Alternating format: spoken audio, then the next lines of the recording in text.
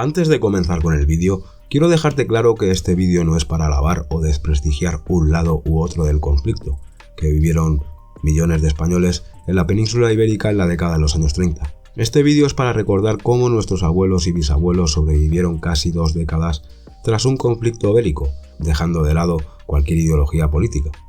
Ya que lo cierto es que la Guerra Civil Española, que empezó en el año 1936 y acabó en 1939, dejó tras de sí un país destrozado, sumido en la miseria y en la desesperación. Con una economía colapsada, infraestructuras destruidas y un pueblo dividido, la vida después del conflicto fue una lucha diaria por la supervivencia, sobre todo por la gran mayoría de los españoles. La posguerra no solo significó la reconstrucción material del país, sino también la imposición de un régimen autoritario que marcó la vida de los ciudadanos durante décadas. La posguerra española fue un periodo profundo de crisis económica en la que España no se recuperó hasta 1959. En la década de los años 40, el hambre, la escasez y la represión se convirtieron en constantes del día a día, obligando a la población a desarrollar estrategias ingeniosas para sobrevivir. Mientras el gobierno de Franco trataba de imponer una imagen de estabilidad y de orden, la realidad de la mayoría de los españoles era muy diferente. Las cartillas de racionamiento, el mercado negro, el extraperlo y la autosuficiencia marcaron el rumbo de una generación que tuvo que aprender a hacer mucho con muy poco. En este contexto, las diferencias entre la vida en las ciudades y en los pueblos se hicieron evidentes, mientras que en los núcleos urbanos la supervivencia dependía del trueque y la economía sumergida.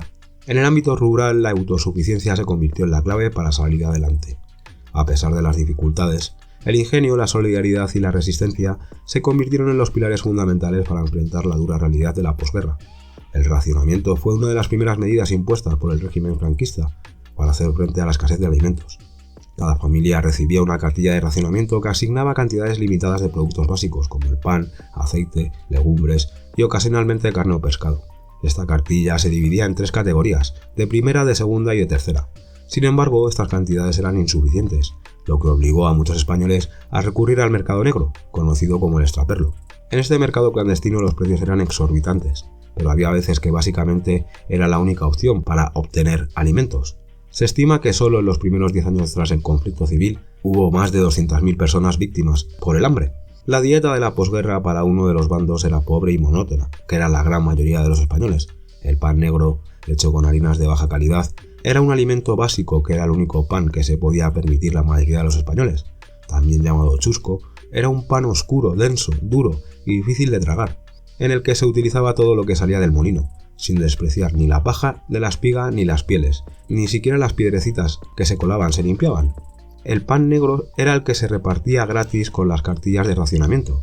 Si con el centeno, ni el trigo, ni la cebada había suficiente pan, se añadían harinas de algarroba o de garbanzo, que eran cereales poco apreciados en su día, y se creía incluso que había quien incorporaba serrín para sacar un mayor rendimiento económico.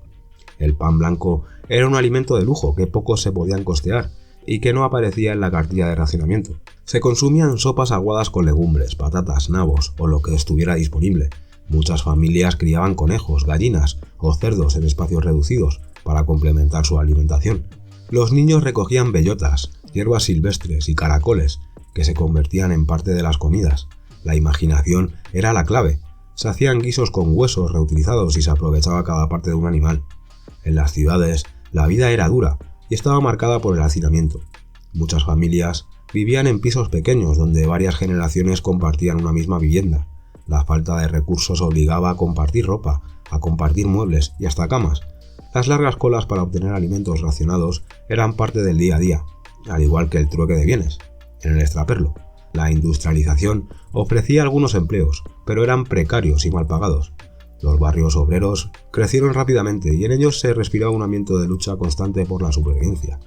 Los cortes de luz y agua eran habituales, ya que Franco quería hacer de España un país autárquico, que en gran parte lo consiguió, un país que producía todo, aunque la realidad es que en esos tiempos España dependía en gran medida de las importaciones y exportaciones de productos a Estados Unidos y de Gran Bretaña, lo que generó mucha pobreza en las ciudades y nuevos asentamientos alrededor de ellas. En los pueblos la vida era más autosuficiente, pero no menos difícil. La agricultura y la ganadería eran las principales fuentes de sustento, y cada familia cultivaba sus propios alimentos. El trueque de productos agrícolas era común, y los recursos naturales se aprovechaban al máximo.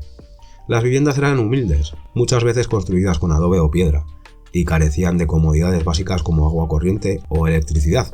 La solidaridad entre vecinos era esencial, y las festividades locales, aunque modestas, servían para aliviar las penurias diarias. Muchas familias volvieron a la agricultura de subsistencia. En las zonas rurales se cultivaban pequeños huertos familiares, se criaban animales y se recolectaban recursos naturales como setas, bayas y plantas silvestres. En las ciudades, los patios y terrazas se convertían en improvisados espacios de cultivo.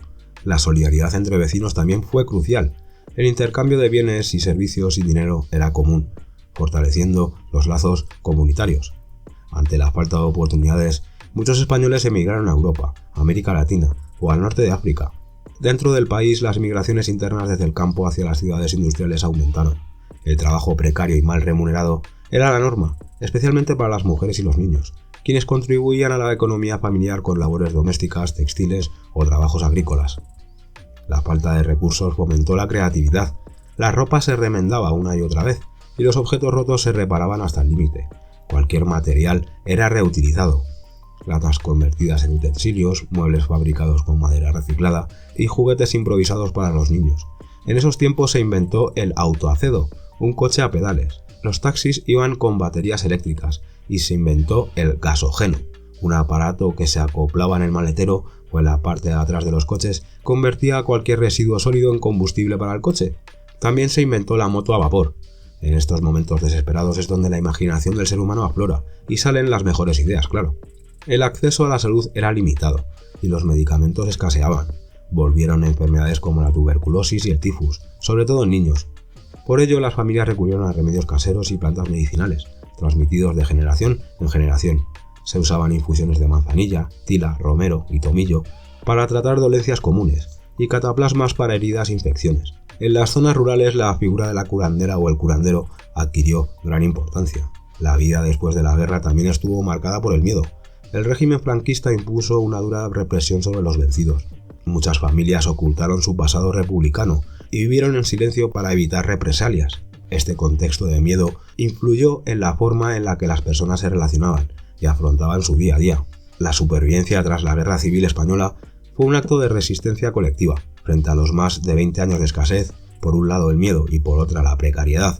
Los españoles encontraron formas de adaptarse y resistir, dejando un legado de ingenio, solidaridad y sacrificio que marcó a varias generaciones. 2 décadas después del inicio de la guerra, en 1959, España recuperó los niveles económicos, una etapa del franquismo durante la cual se produjo un crecimiento económico espectacular, que dio lugar a una gran transformación social. El trabajo de las familias españolas transmitido de generación en generación, tanto en los negocios, en las ciudades, como en la ganadería y en la agricultura, menos dependiente de los animales, la industrialización y la llegada del turismo, fueron algunas de las claves en esta etapa de crecimiento económico. Las familias españolas y de otros países fueron viniendo y tejiendo el entramado empresarial de lo que se puede convertir un país desolado y arrasado a lo que se ha construido a día de hoy, 90 años después. Un país que, aunque sigan queriendo dividir día tras día, ha sabido levantarse, olvidar sus diferencias, trabajar y aceptar nuevos hermanos para seguir tirando para adelante. Por algo vienen a estas tierras ni más ni menos que 92 millones de personas. ¿Y tú qué opinas de la supervivencia cotidiana en la España de la posguerra civil? Déjame tu opinión aquí abajo en los comentarios. Y nada más por hoy. Si te ha gustado este vídeo, déjate un buen like, compártelo en tus redes sociales y suscríbete si no lo estás para estar al tanto de futuros videoprogramas. Gracias por estar ahí y nos volveremos a ver en otra ocasión más aquí en tu canal Human Survival TV. ¡Hasta pronto, amigos!